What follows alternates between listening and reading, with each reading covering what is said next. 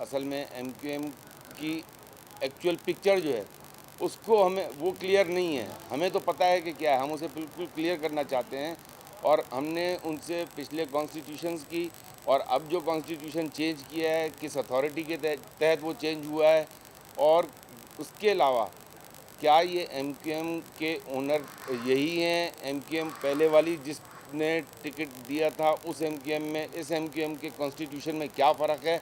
ये तमाम चीज़ें ऐसी एक सवालिया निशान है कि जिसमें न सिर्फ मैं बल्कि अगर आप देखेंगे तो बहुत सारे पार्लियामेंटेरियंस ने अपने अपने रास्ते अलग किए हैं। बहुत सारे पार्लियामेंटेरियंस पाक सरजमीन पार्टी में शामिल हुए, तो उसकी वजूहात क्या हैं?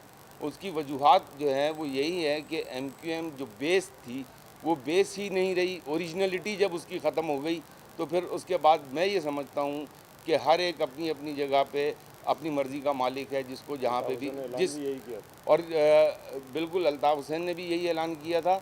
और ख़ास तौर पर अगर आप देखें तो जो एप्लीकेशंस मूव हुई हैं, जिन लोगों को डिसीट करने की बातें की जा रही हैं, तो क्या जो लोग पार्लियामेंटेरियंस हैं और जिन्होंने ओपनली एमक्यूएम लंदन को ज्वाइन किया है, उनके ख़िलाफ़ इन्होंने दरख्वास्त क्यों नहीं दी?